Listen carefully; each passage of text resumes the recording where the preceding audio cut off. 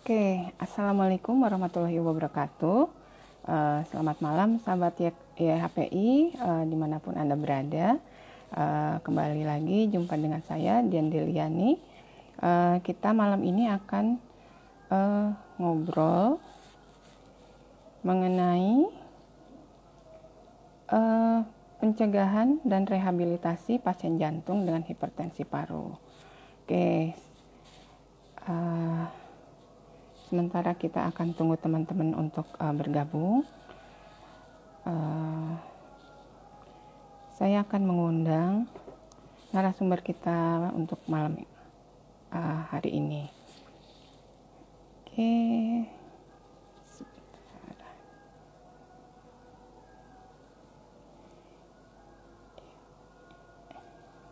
Oke.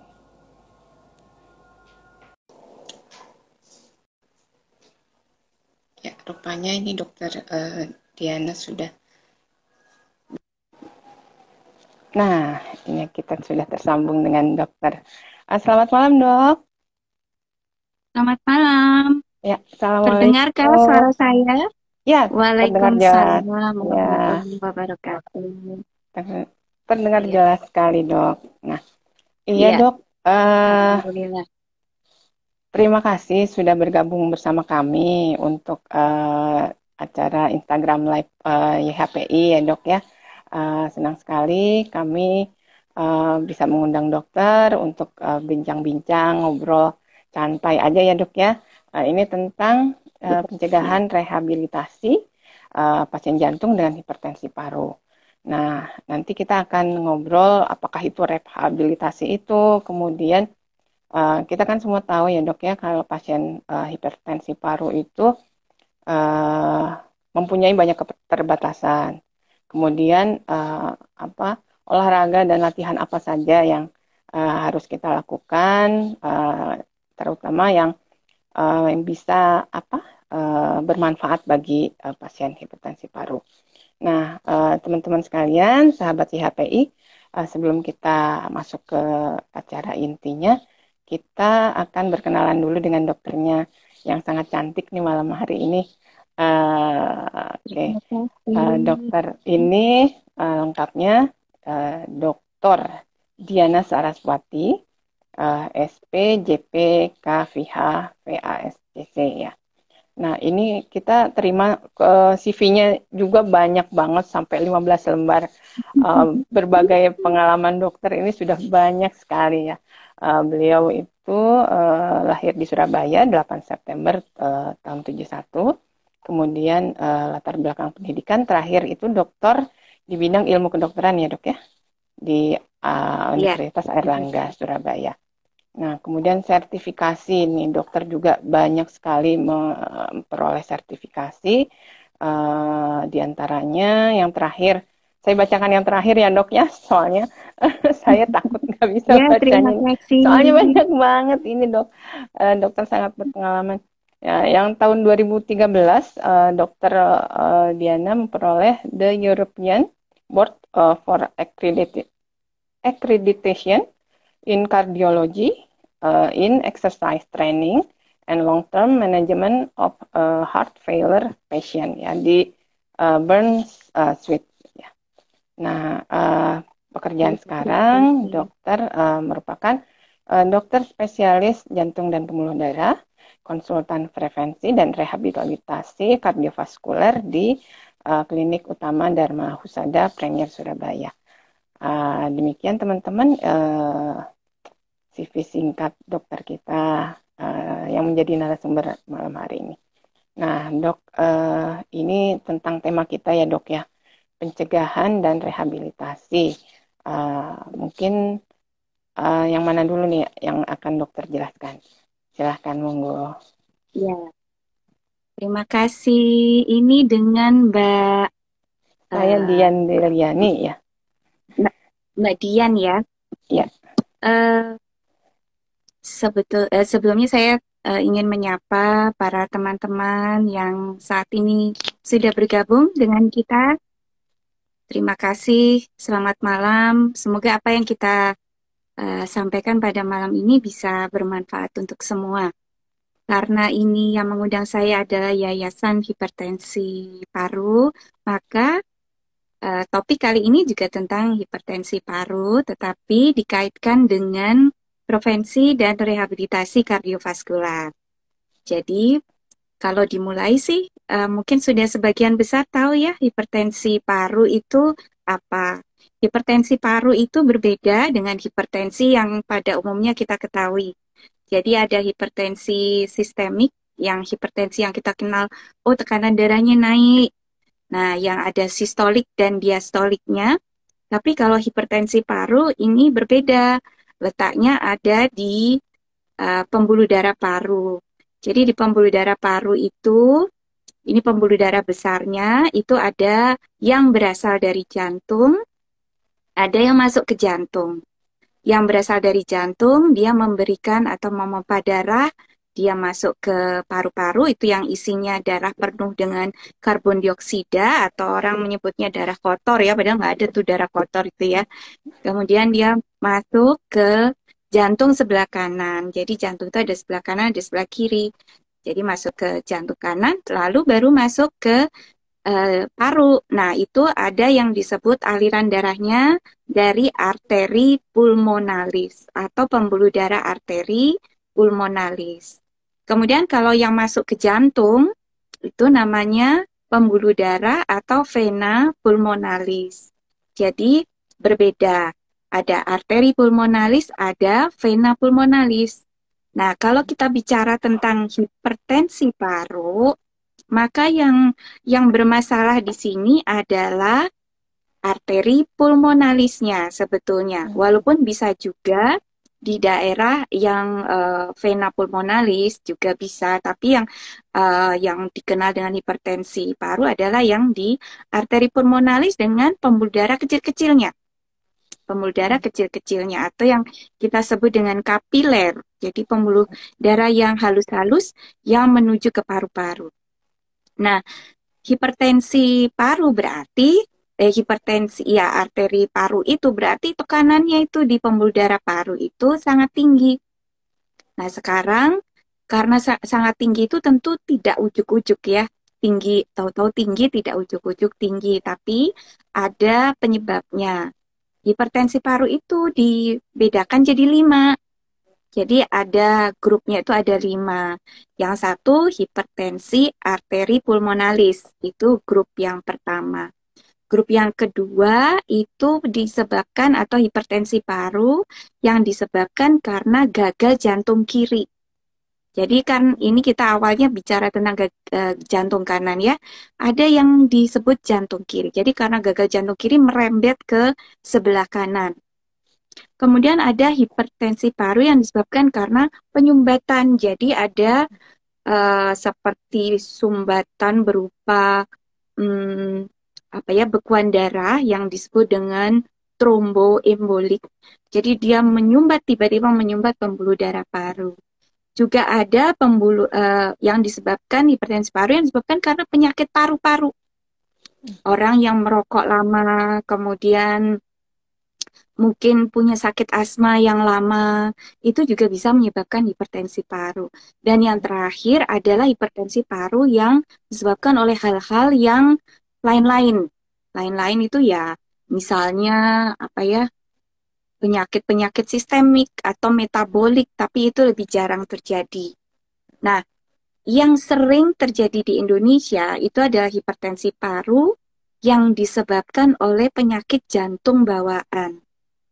Nah, Ya, itu yang lebih sering terjadi. Itu termasuk dalam grup 1. Jadi itu termasuk dalam grup 1. Nah, itu semua grup 1, grup 2, grup 3, grup 4, grup 5 itu adalah cara seluruh dunia itu mengelompokkan supaya nggak bingung. Ini hipertensi paru yang grup apa nih, grup apa nih. Nah, karena penyebabnya kan beda-beda.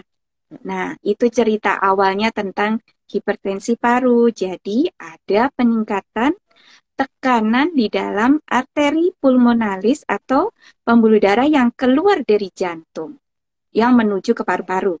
Nah, itu ceritanya, Mbak. Oke, baik dok. Jadi pasien paru itu terbagi 5 ya dok ya, kayak Pancasila jadinya. Hipertensi paru, iya. Betul. Nah, Ada 5 sila, eh, Mbak Dia. betul. Nah, untuk prevensi sendiri dok, dari 5 kategori ini, apakah berbeda cara apa untuk rehabnya atau prevensinya? Atau Ya, kita kalau balik ya, dulu ke sebelumnya dok, misalnya apakah dokter sudah bisa mengidentifikasi apa mana yang berat atau mana yang sedang atau yang apa? Nah, apakah dari kelima kelompok ini ada urutan atau ranking mana yang lebih berat atau tidak dok? Menurut pendapat dokter, silakan dok. ya. Sebetulnya dari grup tadi membedakannya berat dan ringan itu semua grup itu kita biasanya menggunakan eh, pemeriksaan penunjang. Jadi yang lebih advance lagi, terutama biasanya menggunakan ekokardiografi dulu. Ekokardiografi itu adalah alat USG jantung ya. Mungkin sudah sering tahu kan ada USG abdomen atau USG perut. Nah, ini juga ada USG jantung. Nah, itu bisa pertama kali kita lihat dulu nih tekanannya gimana. Yang dilihat biasanya adalah tekanan yang ada di jantung sebelah kanan. Nah, tekanan yang ada di jantung sebelah kanan itu nanti menggambarkan tekanan di pembuluh darah paru tadi.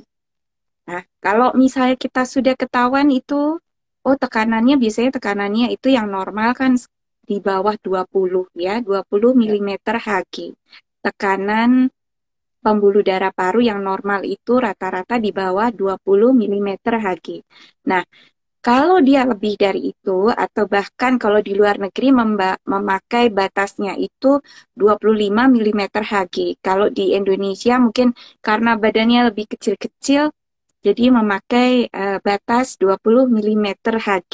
Nah, dari situ misalnya, oh kenapa nih tekanan di pembuluh darah parunya ini kok tinggi gitu ya, lebih dari 20 mm Hg, maka biasanya selanjutnya akan dipastikan dengan gold standarnya. Gold standar dari Hmm. pemeriksaan itu adalah kateterisasi jantung. Jadi sifatnya lebih invasif. Jadi dia menggunakan seperti kabel gitu ya dimasukkan ke dalam tubuh, itu lebih korek lagi, lebih pasti lagi tentang ada atau tidaknya peningkatan tekanan di pembuluh darah paru tadi. Nah, tapi kalau yang tidak invasif ya pakai ekokardiografi atau USG jantung tadi. Nah, terus setelah ketahuan nih, nah sekarang tahunya berat, ringan, sedang. Nah, kalau seperti itu tentunya kalau berat sekali kalau sudah lebih dari 50 mm Hg. Hmm. Jadi tinggi banget tuh. Udah berat. Tapi dari kelima grup itu tidak ada kita seperti bandingan, oh grup satu lebih berat dari grup 2, grup 3 lebih Hmm. berat dari grup 4, enggak. Tapi berdasarkan pemeriksaan tadi. Jadi kalau pemeriksaan tadi ternyata memang dari masing-masing grup itu ada pasien A, B, C, masing-masing grup itu ada, ternyata ada yang pemeriksaan tekanan di rata-rata arteri pulmonalis atau arteri parunya itu tinggi, maka dialah juara yang paling berat gitu. Jadi ketahuannya Gitu dari ya situ, dok. dari pemeriksaan eko, atau kalau gold standarnya dari pemeriksaan kateterisasi jantung. Itu cara Oke. periksanya atau Dari ketahuannya. periksanya ya Tapi dok. Iya biasanya dok. rata-rata sih ada keluhan lemes gitu ya, Ya. mudah capek, Mm-mm. sesak, biasanya begitu. Nah, iya. Jadi karena tadi pasien hipertensi paru itu dari gejala pun sudah menunjukkan apa eh, keterbatasannya ya dok, mudah capek, mudah nyesek, kemudian Ya, eh, sakit dada misalnya atau berat. Nah itu ya. eh, aktivitas apa sebetulnya dok yang tepat untuk pasien hipertensi paru? Mungkin ini sahabat hipertensi paru yang baru bergabung dengan kita, uh, Dokter Diana akan menjelaskan tentang pencegahan dan rehabilitasi pasien jantung dengan hipertensi paru ya dok ya. Nah, saya lanjutkan kembali. Nah, tadi aktivitas eh, seperti apa dulu ini dok yang penjelasan dari dokter yang bisa kita lakukan, eh, maksudnya yang dilakukan oleh pasien. Ya, memang ya pada tahun-tahun 02 itu kalau saya bilang zaman-zaman kuno itu pasien-pasien dengan hipertensi paru tidak dianjurkan untuk beraktivitas fisik, bahkan diminta Hmm. untuk istirahat. Ya. Karena kalau melakukan aktivitas fisik dia akan bertambah berat sakitnya gitu. Itu tahun jadul itu ya, jadul banget.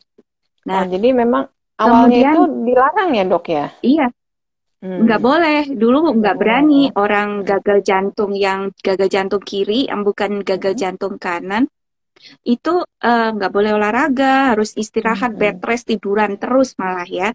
Karena Ya. penelitian-penelitian tentang itu belum ya. Hmm. Kemudian kalau tentang hipertensi paru ini baru di seperti apa ya, diresmikan lah mungkin ya bahwa ternyata pasien-pasien dengan hipertensi paru itu sebaiknya melakukan aktivitas fisik seperti biasa, bahkan Hmm. dianjurkan untuk juga berolahraga. Itu baru tahun 2009. Oh, dua ribu Setelah sembilan ya di dok ya? tahun-tahun iya, jadi setelah di tahun-tahun sebelumnya itu dilakukan seperti gabungan penelitian-penelitian atau yang disebut dengan meta-analisis. Jadi setelah semua penelitian-penelitian yang dilakukan, kemudian digabungkan, kemudian dilihat hasilnya gimana nih kalau orang hipertensi paru dilakukan latihan atau olahraga, hasilnya gimana? Nah, ternyata hasilnya baik. Hmm. Ternyata kalau pasien dengan hipertensi paru yang olahraga itu membuat kapasitas fungsional atau kebugarannya ya, kita sebut kebugarannya, kemudian secara psikologisnya itu lebih baik. Hmm. Ternyata lebih baik itu semua. Pasien jadi tidak mudah lelah, tidak mudah cepat capek. Nah, akhirnya tahun 2009 itu, oke deh kalau gitu pasien-pasien dengan hipertensi paru dianjurkan untuk tetap melakukan aktivitas fisik dan olahraga. Nah, Hmm. kalau prevensi dan rehabilitasi ini, kalau prevensi kan pencegahan ya sebetulnya. Ya. Sebetulnya ada pencegahan primer, ada pencegahan sekunder. Nah, Tapi apa kalau tuh yang dok? disebut prevensi, nah kalau Hmm. primer itu sebelum sakit dia. Jadi dia Hmm. belum sakit, jangan sampai terkena hipertensi paru dulu. Jadi kalau hipertensi, kalau prevensi primer itu misalnya orang sakit apa namanya paru-paru ya, salah satu kan penyebab hipertensi paru kan sakit paru yang disebabkan oleh merokok misalnya. Ya orangnya nggak boleh merokok.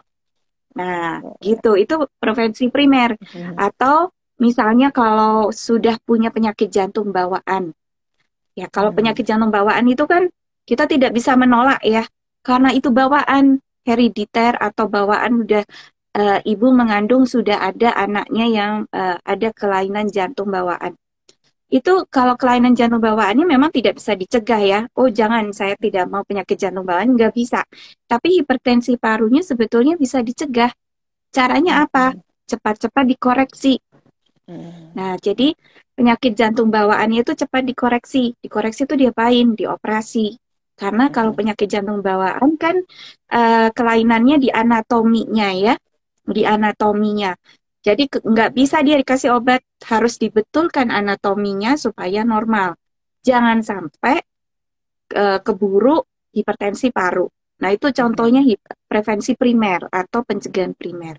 Pencegahan primer Nah, ya dok kalau ya. pencegahan, ya, tapi kalau pencegahan sekunder, oh iya, jangan lupa hipertensi paru itu juga yang tipe satu, yang grup satu itu juga salah satunya disebabkan karena sering mengkonsumsi obat-obat diet. Nah, ini Hmm. ibu-ibu, para perempuan yang ikut Iya. menyaksikan di sini, hati-hati kalau mengkonsumsi obat-obat diet atau pil-pil diet yang mengandung contohnya fenfluramin atau metamfetamin ya. Hmm. Hati-hati itu karena juga mempunyai efek samping hipertensi paru. Nah, itu pencegahan primer. Jadi jangan kalau mau langsing ya olahraga gitu ya. Jadi Makanannya hindari ya sesuai dok ya. dengan kebutuhannya. Nah, Mm-mm. nah itu Ya. prevensi primer. Tapi kalau prevensi Mm-mm. sekunder itu dia udah kena. Jadi dia dia udah kena hipertensi paru, tapi dicegah supaya tidak makin terjadi pemburukan atau Hmm. gejalanya makin berat atau hipertensi parunya itu makin berat ya atau supaya tidak sering masuk rumah sakit. Nah, Hmm. itu yang disebut dengan Ya. prevensi sekunder. Jadi Sekunder yang ya. udah kena kita cegah supaya nggak makin berat penyakitnya atau nggak kambuh-kambuhan. Nah, Oke. itu salah satu caranya ya olahraga juga bisa gitu. Oke. Cuman yang digarisbawahi di sini, Mm-mm. olahraga untuk hipertensi paru itu memang harus disupervisi. Jadi Ya. harus dipantau. Nggak Oke. maunya, oh aku Mm-mm. mau begini begitu. Nah, itu harus Nah, dipantau. ya, ini kebetulan sudah ada pertanyaan dok di kolom chat ya di komen dari Mbak Isla Mulhadi. Nah, ini bertanya tadi kaitannya dengan olahraga. Nah, batasan olahraganya kayak gimana nih dok nih? Kebetulan dokter akan menjelaskan. Silakan. Ya, kalau sudah punya kondisi hipertensi paru, boleh olahraga, tapi ada syaratnya. Syaratnya adalah sedang tidak bergejala. Ya, bergejala Oh, itu apa? Atau sedang sedang kondisi stabil. Ya, stabil itu gimana sih? Stabil itu ya sedang tidak sesak sekali, ya, mhm, tidak sedang lemas sekali. Terus oksigen di dalam tubuhnya juga di atas 85%, ya. mhm. Jadi nggak boleh tuh kalau oksigen di tubuhnya, kalau kalau pakai itu loh pengukur oksigen ya, Oximeter ya dok. saturasi itu Mhm, oximeter. Nah, itu mhm, kan bisa kelihatan tuh kalau misalnya saturasi oksigennya di bawah 85% atau di bawah 90 lah mau aman, itu tidak boleh melakukan olahraga. Jadi, hmm, saturasi oksigennya harus selalu di atas 85 atau 90, di atas itu ya, di hmm, atas itu. Kemudian sedang tidak kondisi gagal jantung. Gagal jantung itu apa?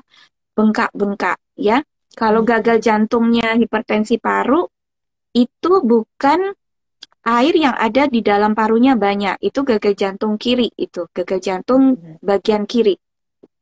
Tapi kalau hipertensi paru, itu kan ujung-ujungnya atau ujung-ujungnya hipertensi paru itu akan terjadi gagal jantung. Tapi gagal jantungnya gagal jantung kanan. Khasnya apa? Bengkak-bengkak. Ya, kakinya mhm, bengkak, kemudian levernya membengkak, perutnya ada airnya. Nah, seperti itu gejala bahwa dia belum stabil. Kalau masih ada mhm. itu, sebaiknya harus dihilangkan dulu itu.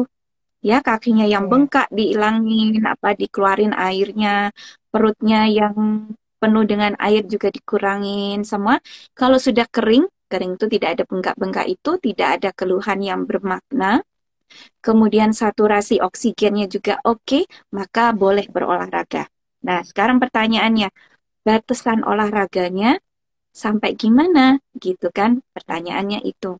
Sekarang nanya dulu saya, suka olahraga apa? Nah, Hmm. kalau misalnya eh, saya bilang, oh iya bolehlah olahraga berenang, tapi nggak bisa berenang kan? Nggak cocok juga ya, nanti dia Nah, tenggelam. iya. Jadi misalnya nih, sepeda boleh ya, Hmm, olahraga jalan boleh, iya. yang santai-santai, Nah, ini yang kebetulan nih, intensitasnya Dok. ya, Kebetulan uh, uh, dari Mbak Ardini, beliau menanyakan olahraga yang paling aman untuk penyintas hipertensi paru. Nah, apakah berenang aman, Dok? Nih, karena Mbak Ardini ini suka sekali berenang.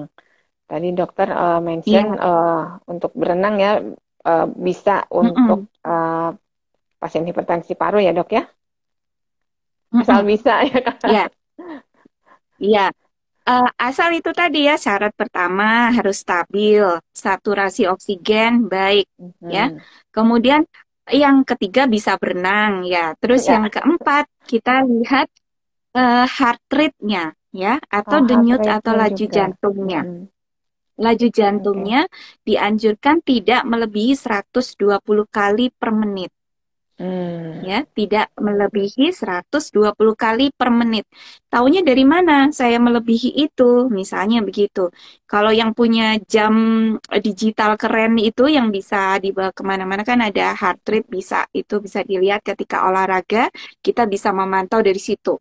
Tapi kalau tidak punya itu misalnya, ya dihitung. Jadi jangan sampai setelah olahraga atau sedang olahraga itu tidak boleh lebih dari 120 kali per menit. Hmm. Kalau lebih dari itu tuh sudah berat berarti. Intensitasnya dianjurkan itu ringan sampai sedang. Jadi tidak Hmm. boleh sampai berat.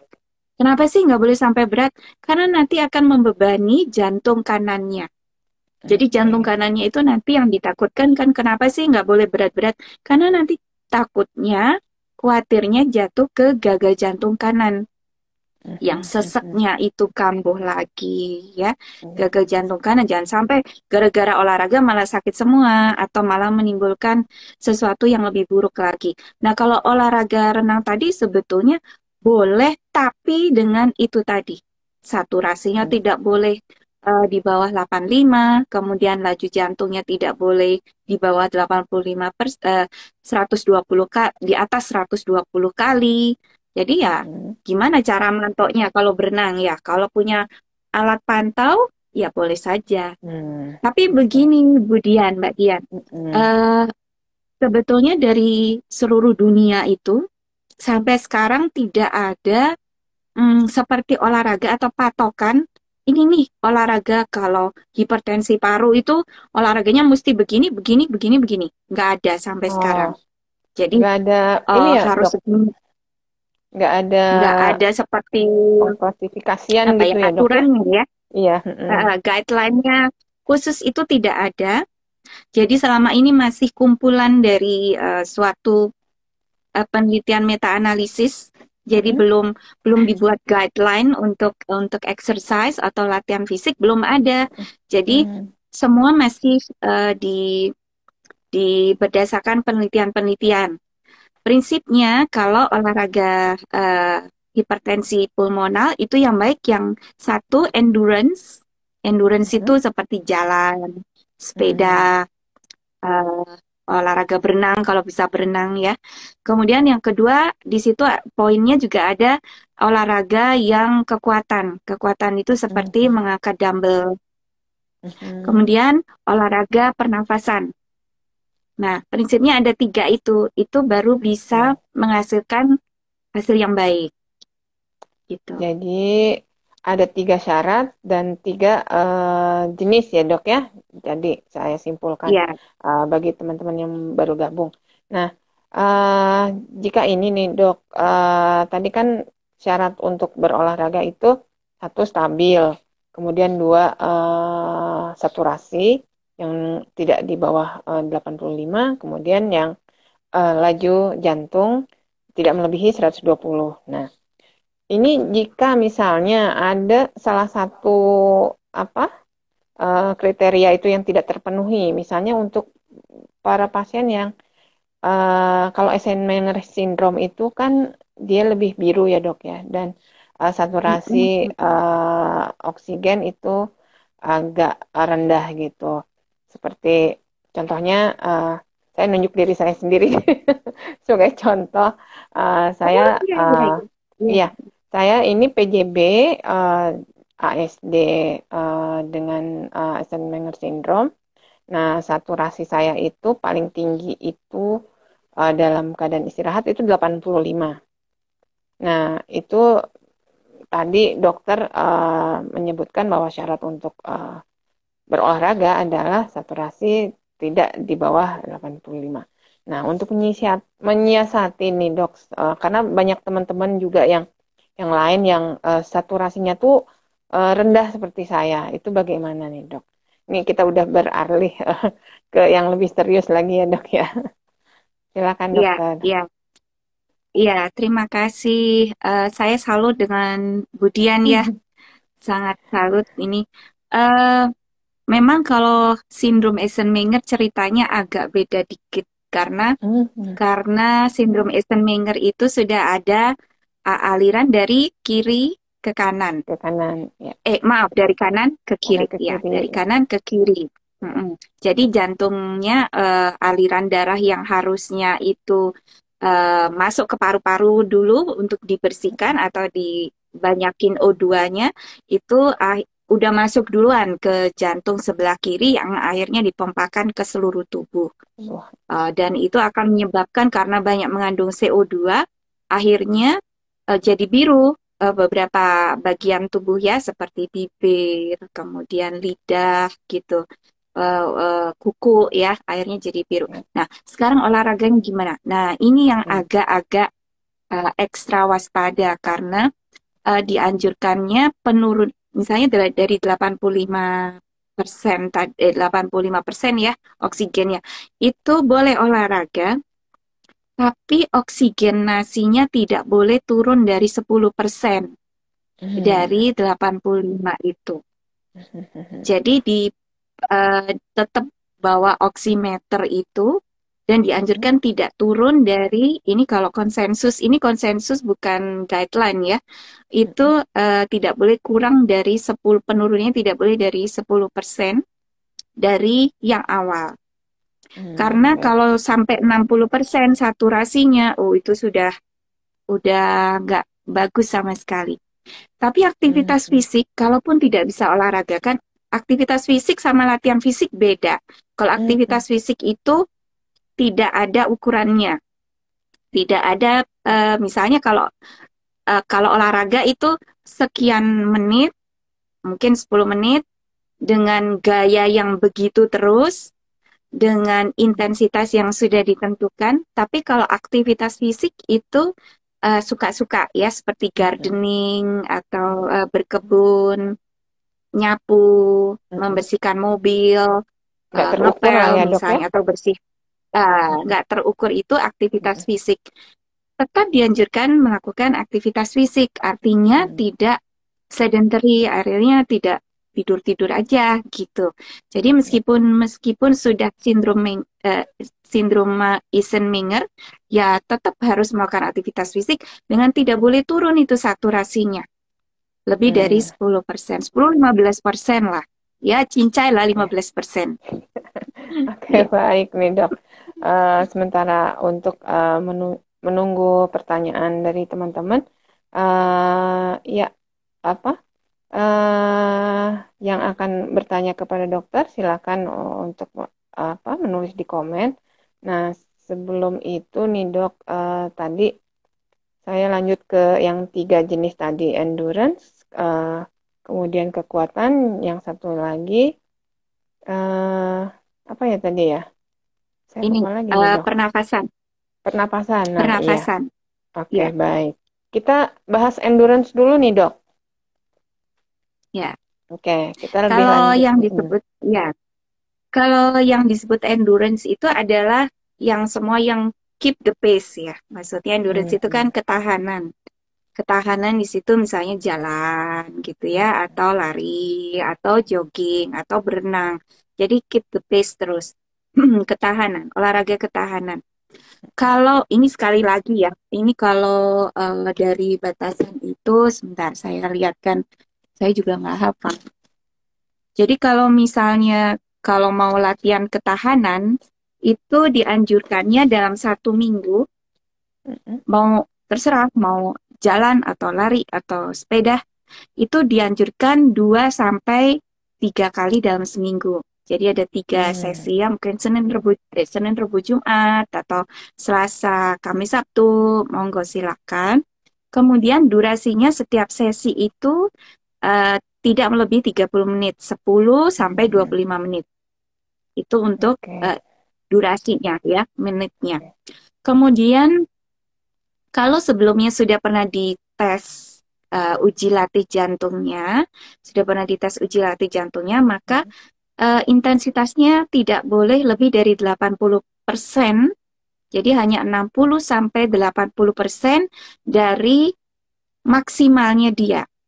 hmm, Misalnya gini, misalnya diuji latih jantung dia.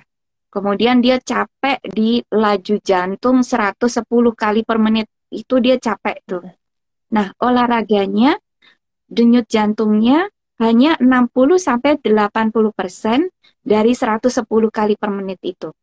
Jadi nanti Hmm. dihitung aja. Jadi nggak Mm-mm. sampai 110. Karena kalau sampai 110 dia berarti udah capek itu. Itu sudah maksimalnya Oh, dia. Jadi 60-80% dari maksimalnya dia. Itu oke. kalau Baik. misalnya Ya. misalnya capeknya itu saya sampai 100 meter itu capek saya. Ya berarti nggak sampai 100 meter, cuma 60 meter sampai 80 meter. Gitu caranya Baik, baik. menentukannya. Mm-mm. Misalnya nggak sempat uji latih jantung. Itu tentang endurance. Nah, Ya. sekarang kalau kekuatan. Kalau kekuatan itu kan tujuan dari kekuatan itu kan untuk meningkatkan massa otot ya supaya kurus iya tapi gelambir-gelambir semua. Ah, itu juga nggak bagus juga ya.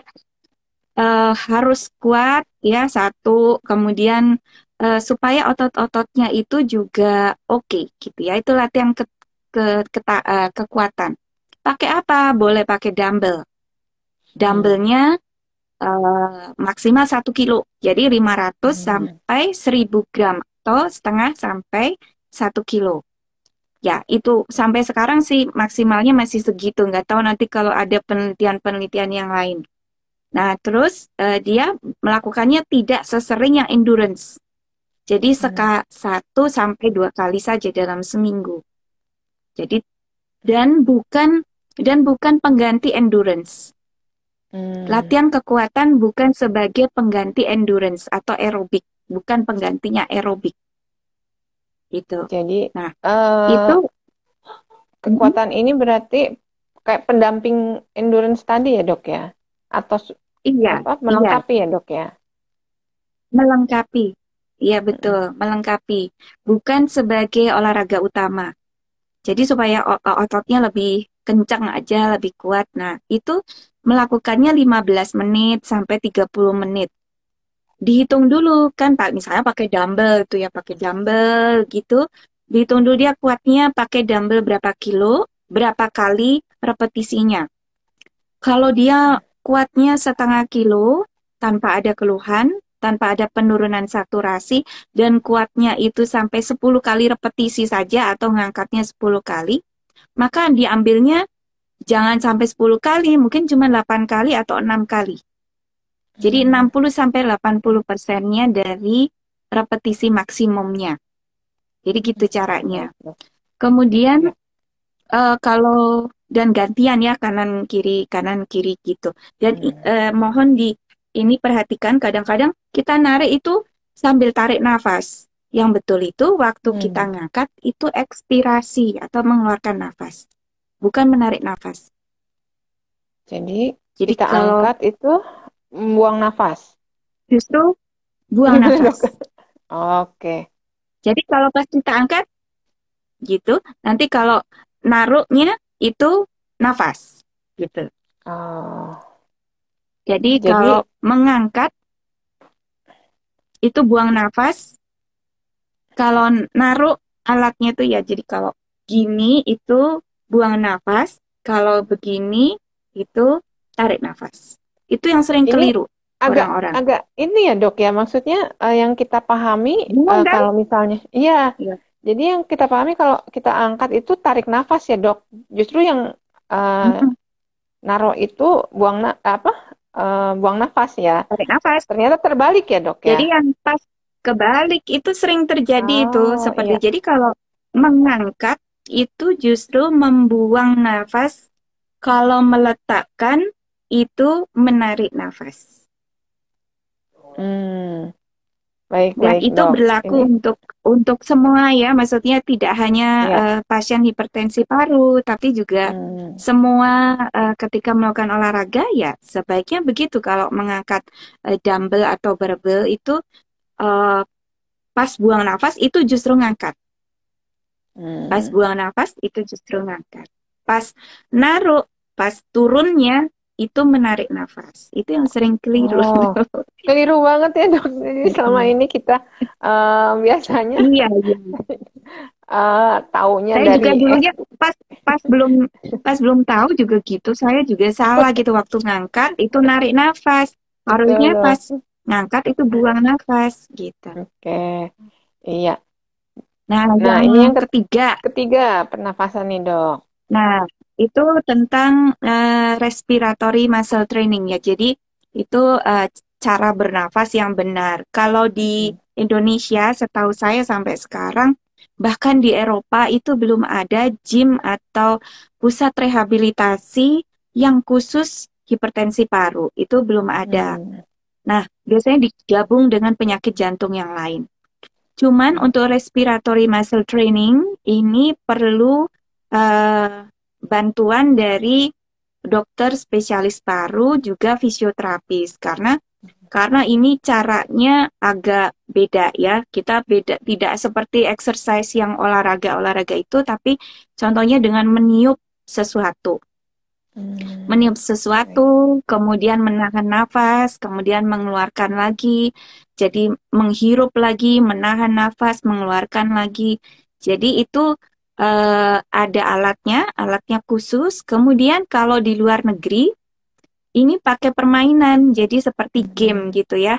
Game di suatu laptop gitu. Gamenya itu ada balon balon udara ya. Apa sih yang kita Hmm. kalau kalau ini naik ke atas itu balon ya. Balon Iya. udara itu diminta untuk dia meniup sampai balon udaranya itu naik ke suatu bukit gitu. Oh, Warna-warni gitu ya. iya, Jadi dia iya. sambil niup, alatnya itu dimasukkan ke dalam laptop, entah caranya gimana itu. Jadi tiupannya itu menggambarkan naiknya balon udara itu ke atas bukit. Jadi sambil mainan ya, mungkin ya. Jadi tiup gitu sampai naik. Terus nanti pas dia sampai ke bukit, jadi batasnya dia harus menahan nafas atau meniup itu harus sampai atas bukit. Nanti kalau menghembuskan itu turun bukit gitu. Jadi ada seperti aplikasi seperti itu kalau di luar negeri. Kalau di sini saya kok belum tahu ya. Jadi ada alat khusus untuk latihan nafas itu. Dihembuskan, kemudian spirometer kalau nggak salah namanya ya. Itu dihembuskan, kemudian ditarik nafas lagi nanti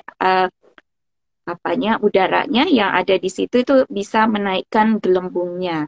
Kalau Hmm. itu sih di Indonesia ada, tapi kalau yang permainan seperti tadi belum ada kayaknya ya. Mudah-mudahan Oh, cepat ada. Jadi orang itu kalau latihan nafas itu sambil bahagia gitu ya, sambil seperti main game. Jadi iya. itu kalau itu semua tiga latihan itu dilakukan rutin teratur, itu dalam waktu 12 weeks atau 12 minggu sampai 15 minggu, itu sudah bisa menaikkan kapasitas aerobik atau kebugaran dari pasien hipertensi paru. Caranya taunya gimana? Yang dulunya bisa jalannya cuma 300 meter, bisa naik jadi 600 meter Hmm. gitu. Jadi setelah latihan itu tidak Iya. mudah capek, tidak mudah sesek. Nah, gitu Hmm. caranya. Taunya. Oke. Baik nih dok, menarik sekali ya dok ya, dari tiga jenis apa aktivitas olahraga yang bisa dilakukan oleh pasien hipertensi paru. Nah, kita beranjak ke pertanyaan nih dok, ada yang sudah bertanya dari Mbak Fiona. Nah, sebentar ini sebelumnya dari Mbak Absari nih dok. Ini saya mau tanya, kalau hipertensi bisa bikin kaki bengkak, tapi saya nggak ada gejala. Nah, seperti itu karena masih umur di bawah 40 tahun. Nah, ini pertanyaannya gimana nih, dok? Mungkin kenapa ya bisa ada bengkak kaki mungkin ya tadi. Karena mungkin dokter Ya, bisa menjelaskan sedikit ya, walaupun agak melenceng dari pembahasan, nggak apa-apa ya, dok ya. ya nggak apa-apa, nggak apa-apa. Mm-mm. Terima kasih pertanyaannya. Kenapa? Mungkin gini, kenapa hipertensi paru itu bisa kakinya bisa bengkak gitu? Bisa bengkak karena eh, tekanan kan aliran darah di kaki itu semua akan kembali ke jantung. Jadi semua aliran di tubuh, entah di otak, entah di perut, entah di kaki, semua akan kembali ke jantung.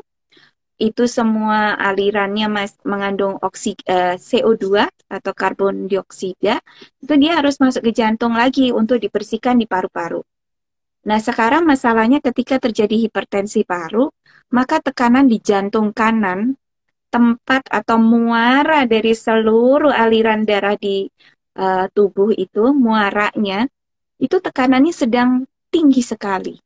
Karena ada tekanan darah tinggi di paru-paru. Sehingga dia susah untuk masuk ke paru-paru aliran darahnya. Nah, kalau tekanan di jantung kanan tempat muara aliran darah itu semua mengalami tekanan yang sangat tinggi, maka yang aliran yang mau masuk kan susah ya, seperti ditolak karena di stop gitu, karena tekanannya tinggi sekali, nggak boleh masuk kamu, ini tekanannya lagi tinggi gitu. Akhirnya mereka akan kembali ke tempat masing-masing kan, yang di kaki akan, yang dari kaki akan kembali ke kaki alirannya. Akhirnya yang di perut akan kembali ke perut. Akhirnya terbendung semua di situ. Terbendung, nggak bisa balik dia ke jantung karena tekanan di jantungnya tinggi sekali. Akhirnya apa? Akhirnya bengkak kakinya karena pembuluh darahnya tidak mampu menahan bendungan yang sangat-sangat banyak itu, air yang sangat banyak sehingga serumnya, bukan darah merahnya ya, bukan sel-sel darah merahnya, serumnya itu atau plasmanya itu akan keluar, akan merembes. Akhirnya merembes ke jaringan kaki, akhirnya kaki bengkak. Kalau ke jaringan perut, jadi perutnya jadi berisi air. Kalau ke liver, livernya jadi gede. Ya, jadi itu karena ada bendungan. Nah, sekarang itu tidak dipengaruhi oleh usia. Mau usia berapa saja, kalau misalnya tekanan di paru-parunya sudah sangat tinggi, sampai akhirnya menimbulkan gagal jantung kanan, maka bendungan itu bisa terjadi tidak melihat usia. Bahkan pada anak-anak pun bisa terjadi seperti itu. Jadi, kalau tidak sampai terjadi seperti itu, ya alhamdulillah, artinya belum sampai terjadi gagal jantung kanan. Atau ada hipertensi paru, tapi hipertensi parunya mungkin masih bisa dikompensasi oleh jantung kanannya, sehingga tidak terjadi bengkak-bengkak. Oke, baik. Terima kasih, Dok. Jawabannya sangat jelas sekali. Kemudian ini pertanyaan selanjutnya nih, Dok, dari Bapak Yudi. Dokter, kalau sambil olahraga menggunakan oksigen, itu apakah diperbolehkan? Ya, olahraga pakai oksigen, maksudnya oksigen nasal itu Iya, ya, yang oksigen ada nasal. selangnya. Iya, boleh saja. Misalnya, Bapak saturasi oksigennya atau oksigen di dalam darahnya cenderung rendah. Kemudian Bapak olahraga pakai oksigen itu. Ya, boleh saja, tidak ada masalah Bapak. Cuman mungkin gerakannya jadi lebih terbatas ya. Tapi prinsipnya begini, saya kalau mengatakan pada pasien-pasien itu gini, ibaratnya air yang ada di sungai. Kalau sungai itu mengalirnya deras, maka alirannya atau sungainya itu cenderung lebih jernih. Begitu ya, Mhm. seperti eh, air terjun yang baru dari gunung itu kan lebih jernih karena dari atas alirannya deras. Sedangkan yang di kali yang alirannya ya slow motion gitu ya, kan lebih butek ya dan endapannya banyak. Nah, itu Hmm. ibarat olahraga juga demikian. Hmm. Olahraga itu menyebabkan pembuluh darah dan darah yang di dalam pembuluh darah itu akan lebih bersih dibandingkan orang yang duduk-duduk aja, nggak ngapa-ngapain, aliran darahnya tuh slow aja, akhirnya endapannya juga lebih banyak. Sehingga Hmm. akan terjadi banyak tertimbun lemak di sana, akhirnya terjadi plak atau kerak-kerak di sana. Gitu kira-kira. Oke, Boleh Bapak silakan. oke, baik. Terima kasih, Dok, jawabannya. Nah, kemudian dari sebentar ya, Dok. Oke. Eh, baik. Ini dari Mbak Foni nih, Dok. Eh, Foni Vioni Kalista. Saya pasien ASD dan PH yang menyebabkan jantung kanan saya bengkak. Untuk mencegah saya kumat itu seperti apa? Soalnya saya sudah nggak enak dan berdebar-debar jantungnya hanya karena ada di ruangan kecil gitu, Dok. Seperti itu. Iya, Nah, iya, iya terima kasih itu saja ya. pertanyaannya. Eh, iya, memang kalau penyakit jantung bawaan kemudian sudah ada gagal jantung ya, itu sebagai komplikasi sebetulnya itu. Komplikasi atau dampak dari penyakit jantung bawaannya yang sampai ke gagal jantung. Memang tidak enak, ya tidak enak karena penyebabnya masih ada. Jadi Mhm. penyebabnya masih ada itu apa? Penyakit jantung bawaannya. Jadi kalau penyakit jantung bawaannya itu masih ada, berarti kan musuhnya masih ada ya. Kita belum Ya. nembak musuhnya. Jadi itu penyebab dari ketidakenaan itu yang akhirnya menjadi masalah di jantung kanannya. Jelas akan terasa sesak. Karena apa? Karena aliran darahnya menuju ke paru-paru menjadi lebih sedikit. Darah yang masuk ke jantung sebelah kiri untuk dipompakan ke seluruh tubuh itu juga lebih sedikit. Sehingga kompensasi dari jantung akan membuat jantung itu kompensasinya mempercepat denyut jantungnya supaya kebutuhan tubuhnya tetap terpenuhi.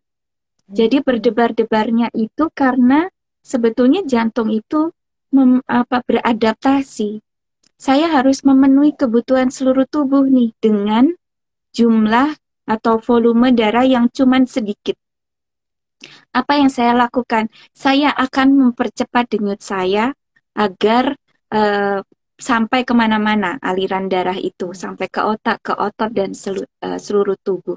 Jadi itu suatu kompensasi dari jantung supaya tubuh itu tetap mendapatkan oksigen yang baik. Nah, sekarang gimana caranya? Obat yang diberikan oleh dokter sebaiknya tetap dikonsumsi. Obat itu untuk mengurangi keluhannya, tapi tidak untuk menembak musuhnya. Mhm. Ya, kadang-kadang eh, eh, banyak pasien-pasien yang berpikir bahwa obat tadi menyembuhkan. Sebetulnya kalau Iya, Dok. kelainan di otot jantung atau di jantungnya itu sudah diperbaiki dengan operasi, operasinya itu yang menyembuhkan. Menyembuhkan. Operasinya Oke. itu yang menembak musuh. Kalau obat, dia untuk mengurangi gejala. Jadi untuk yang ibu yang bertanya tadi, kakak yang bertanya tadi, sebaiknya obat tetap diminum. Ya, obat-obatnya itu mengurangi keluhan yang ada di dalam tubuh dan membantu jantung untuk bekerja supaya tidak bekerjanya terlalu keras. Jadi mengurangi beban jantung juga. Iya, terima kasih dokter. Memang sudah sulit ya dok ya kalau sudah ada keluhan apa gagal jantung kanan. Nah, ini tadi ada yang terlewat dari Mbak Yuni Rahayu. Eh, Mau tanya, kalau bayi dengan PJB itu, apakah pasti kena hipertensi paru dan gejala dan tandanya yang khas pada bayi? Nah, seperti apa?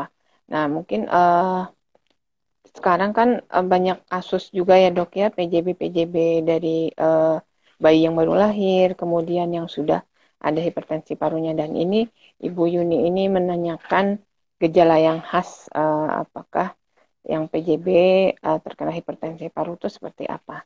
Silakan dok. Ya, ya, ini sebetulnya eh, ini pertanyaannya untuk dokter spesialis anak yang Anak khusus ya, jantung anak gitu ya. Tapi betul nggak dok. apa-apa. Ya, Saya dulu juga belajar gitu. iya. eh ya, Ibu, kalau memang ada penyakit jantung bawaan pada bayi dan sudah didiagnosis oleh dokternya, oleh dokter jantung anak biasanya ya, dokter jantung dewasa juga ada yang ahli juga di bidang penyakit jantung bawaan. Itu sebaiknya kalau misalnya Bu dioperasi gitu, sebaiknya dioperasi. Kalau semua memungkinkan dari segi dana, semua memungkinkan sebaiknya segera dioperasi.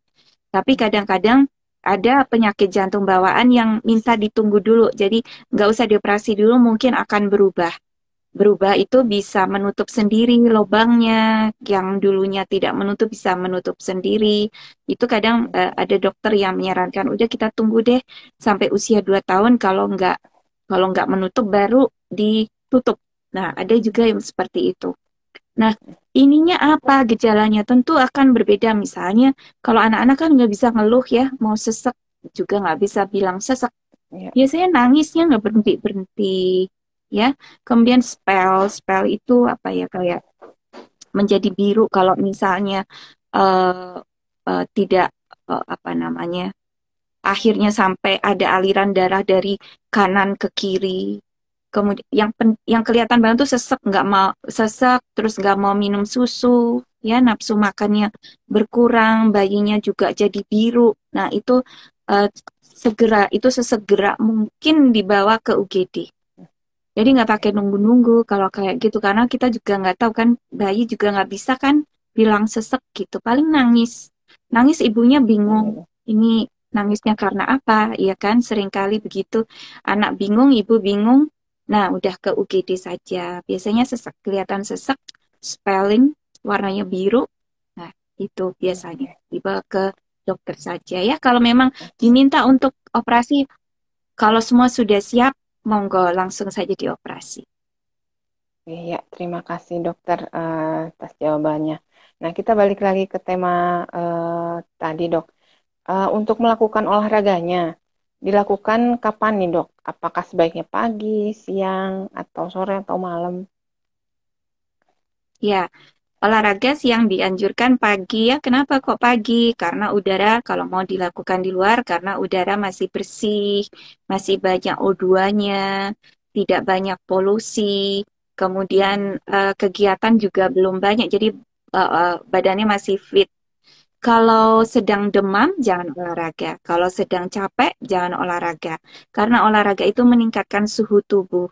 Kadang ada orang yang flu, oh saya bikin olahraga biar seger. Padahal sedang demam, itu tidak dianjurkan karena nanti akan makin demam. Jadi kalau sedang tidak fit, jangan Jangan olahraga. olahraga. Yang dianjurkan pagi, ya. Kalau pagi misalnya saya nggak sempat cepat-cepat harus ke kantor atau kerja. Nah, lakukan di sore. Tapi kalau sore, jangan di luar rumah atau sebaiknya di ruangan yang tertutup. Kenapa? Karena sudah banyak polusi. Kemudian tumbuh-tumbuhan sudah banyak mengeluarkan CO2. Dulu di SMA, SMP kan diajarin tuh olahraga apa? Kalau udah malam jangan udah malam itu tumbuh-tumbuhannya ngeluarin CO2 bukan O2 lagi. Jadi kalau mau olahraganya malam ya sebaiknya di dalam rumah. Oke, baik dok. Tak terasa ya kita udah hampir 1 jam nih dok kita ngobrol-ngobrol soal Oh tema iya ya. kita Oh malam iya. ini. Iya. Tapi ini dok masih ada Nggak 2 pertanyaan terasa. lagi. Apa kita masih Iya bisa boleh, lanjut dok? boleh. Oke, iya baik. Boleh, Ini boleh dari silakan. Oke, dari Mbak Ayu Pratiwi ya dok ya. Ini menanyakan, saya mengidap ASD dan PH sever. Kata dokter yang menangani bahwa saya belum ditindak, saya harus menurunkan tensi paru terlebih dahulu. Nah, minum obat kira-kira saya harus melakukan hal apa selain minum obat misalnya tadi. Uh, jadi Oh iya. Mbak Ayu ini ya menanyakan apa hal-hal yang harus dilakukan selain minum obat untuk menurunkan hipertensi paru. Ini mungkin Nah, kalau ya silakan dok. iya. Terima kasih. Pertanyaannya ini sebenarnya pertanyaan bagus, tapi jawabannya agak susah ya, karena hipertensi paru itu dengan olahraga saja tidak menurunkan hipertensi Hmm. parunya. Jadi olahraga tidak menurunkan tekanan di pembuluh arterinya. Karena Hmm. apa? Karena penyebabnya itu adalah anatomis. Ya, anatomis itu eh, ada kekakuan di sana, mungkin ada bentuk yang kurang normal di sana, atau sudah ada endapan-endapan yang menyebabkan pembuluh darah di situ lebih tinggi. Jadi olahraga itu tujuannya adalah meningkatkan kebugaran, memperbaiki kualitas hidupnya, dan kalau olahraga itu kan hormon-hormon serotonin, endorfin, hormon-hormon bahagia kan meningkat ya. Orang akan Hmm. cenderung lebih bahagia, lebih percaya diri, ya, lebih rileks lah hidupnya. Hmm. Nah, kalau apa yang harus saya lakukan? supaya tensinya itu agak turun, minum obat saja. Karena obat itu Hmm, membantu pembuluh darah paru itu lebih fleksibel atau compliance-nya atau besar kecilnya itu lebih mudah apa ya kalau fleksibilitasnya lah. Dia lebih hmm, mudah membesar. Harapannya kan pembuluh darahnya membesar supaya oke, tekanannya tidak meningkat dan obat-obat itu membantu membesarkan pembuluh darah di paru. oke. Ya, ini ada kaitannya dok dengan penjelasan dokter barusan ya dok ya.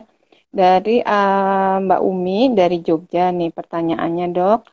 Eh, saya pasien ASDPH ini. Kadang saat pagi bangun tidur, saturasi saya rendah. Tapi setelah melakukan aktivitas, saturasi saya naik. Nah, apakah hal tersebut dikarenakan saya kurang berolahraga atau ada sebab lain? Silahkan dokter.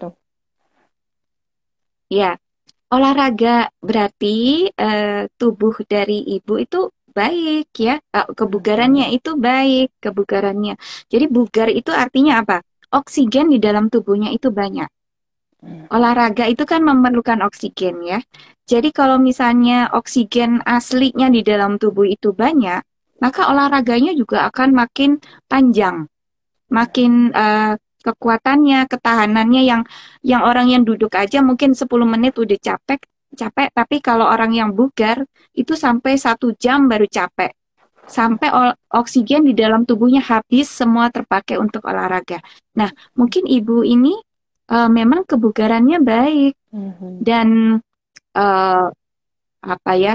Kalau kalau olahraga itu oksigennya makin meningkat gitu. Memang oksigen itu meningkatkan olahraga itu meningkatkan oksigen gitu. Jadi ibu mungkin memang baik ya nggak kenapa-kenapa bagus itu. Kalau memang itu yang terjadi makin bagus. Mhm. Atau mungkin ibu yang awalnya di tempat tidur tertutup, jendelanya dibuka pagi olahraga keluar oksigen masuk banyak juga bisa. Oke, seperti itu ya dok ya. Kemungkinannya eh, penjelasan dari naiknya saturasi ya setelah aktivitas. Nah, iya dokter, karena waktu juga yang sudah apa banyak 1 jam, kemudian juga tadi sudah banyak sekali penjelasan dari dokter. Sepertinya sudah cukup lengkap ya dok bekal untuk kita para pasien pada umumnya khususnya pada sahabat YHPI yang merupakan pasien juga pasien jantung dan hipertensi paru dalam melakukan aktivitas olahraganya secara aman, kemudian optimal juga dan bermanfaat. Nah, terima kasih dokter atas penjelasannya. Mungkin Terima sebelum kita kasih, Rudia. ya sebelum kita mengakhiri apa Instagram Live ini, apakah dokter ada closing statement atau pesan-pesan untuk para teman-teman sahabat IHPI? Silahkan dok. Ya, Bismillah. Teman-teman, sahabat di Hipertensi Paru Indonesia, eh, kita tetap harus bersyukur dengan semua yang diberikan oleh Allah ya, yang diberikan oleh Tuhan pada kita. Yakinlah bahwa itu yang terbaik untuk kita dan selalu ada maksud baik dari Tuhan untuk kita. Dan apapun yang yang dikaruniakan pada kita atau yang diberikan pada kita, ya kita jaga supaya apa ya tidak kita jaga badan kita dengan cara-cara yang baik. Kalau sudah punya hipertensi paru atau memang diberi cobaan hipertensi paru atau anugerah ya, ini suatu anugerah hipertensi paru, maka selain mensyukuri, tetap bersyukur apapun yang terjadi. Lakukan olahraga, lakukan pencegahan, baik yang belum kena, ya prevensi primer. Kalau yang sudah terkena dengan prevensi sekunder supaya tidak jatuh ke hal yang lebih buruk lagi. Olahragalah, tetap beraktivitas fisik semampu dan sekuat yang dimiliki dan tentunya dengan pagar-pagar atau batas-batas kemampuan yang sudah teliti ya. Ini selama ini sudah diteliti di bidang kedokteran dengan cara satu tadi poinnya adalah harus stabil kondisinya, kemudian tidak ada keluhan yang bermakna, saturasinya kalau bisa di atas 85 sampai 90% ke atas.